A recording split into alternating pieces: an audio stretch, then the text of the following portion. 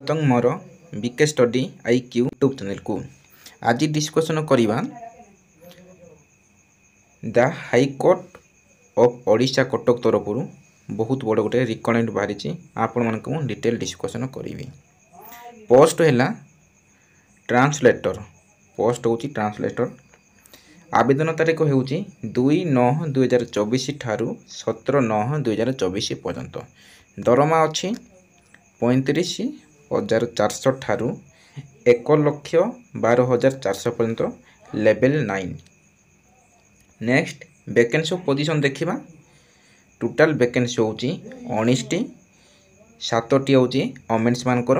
ये तार कैटेगरी अनुसार मेंशन होती क्यों कैटेगरी पर केतोटी पोस्ट। नेक्स्ट डिस्कसन करिबा तार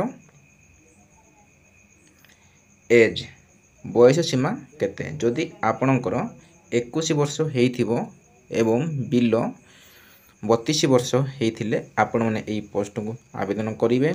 एवं सेही परी एज रो मध्य रिलैक्सेशन अछि 5 वर्ष 10 वर्ष सब कैटेगरी अनुसार एज रो रिलैक्सेशन अछि। नेक्स्ट डिस्कसन करिबा तार एजुकेशनल क्वालिफिकेशन। जदि आपण माने +3 पास करथिबे ताहले एई पोस्ट को आवेदन करि पारबे। बैचलर डिग्री जे कोनसी आपने प्राइवेट हो गवर्नमेंट हो जे कोन सेक्टर जदि आपने पास करथिबे ताहले आपण माने एई पोस्ट को आवेदन करिवे। तत्संगे आपण माने ओडिया जानुथिबा दरकार, लिखि पारुथिबा दरकार एवं कंप्यूटर नॉलेज थिबा दरकार। एग्जाम फी देखिबा।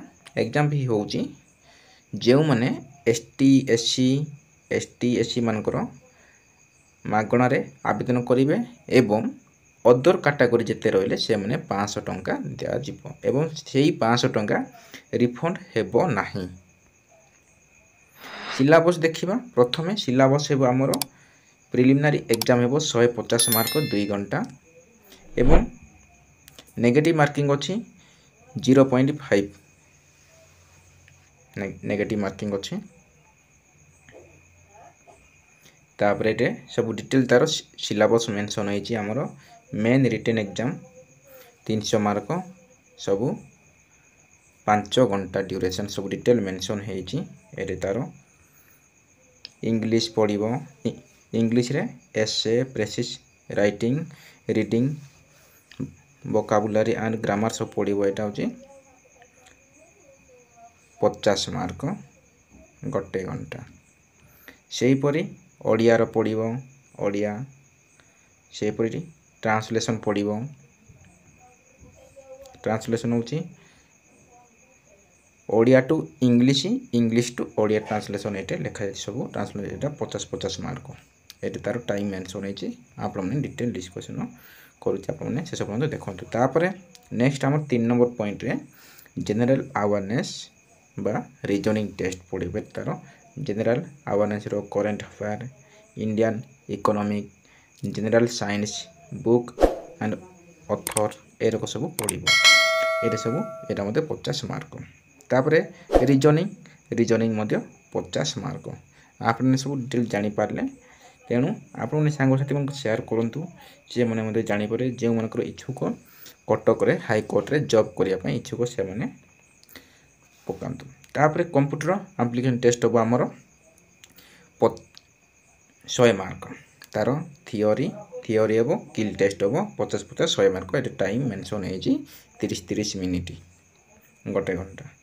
तापरे हमर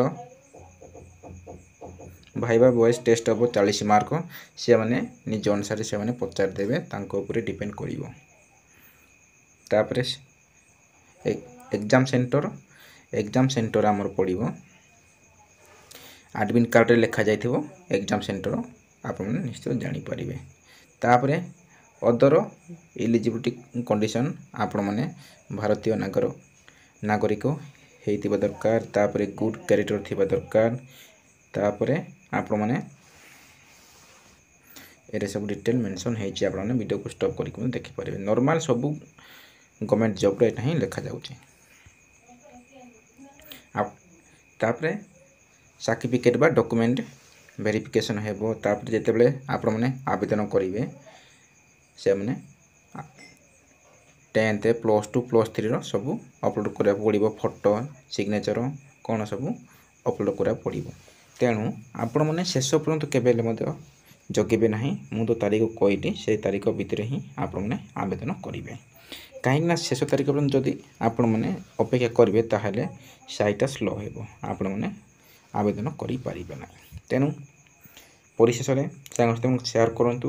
ଯଦି ଆପଣମାନେ ପ୍ରଥମ ଥର ମୋର ଏହି ୟୁଟ୍ୟୁବ୍ ଚ୍ୟାନେଲରେ ଭିଡ଼ିଓକୁ ଦେଖୁଥିଲେ ସବସ୍କ୍ରାଇବ୍ କରିଦିଅନ୍ତୁ ଏବଂ ପାଖରେ ଥିବା ଅଲ୍ ନୋଟିଫିକେସନ୍କୁ ଦବାଇ ଦିଅନ୍ତୁ, ଯାହାଫଳରେ କି ସର୍ବପ୍ରଥମେ ଆପଣ ନିକଟରେ ଏହିପରି ଜବ୍ର ଇନଫର୍ମେସନ୍ ଏବଂ ନୋଟିଫିକେସନ୍ ଭିଡ଼ିଓ ପାଇବ। ରହିଲି, ଧନ୍ୟବାଦ। ଆପଣଙ୍କ ଦିନଟି ମଙ୍ଗଳମୟ ହେଉ।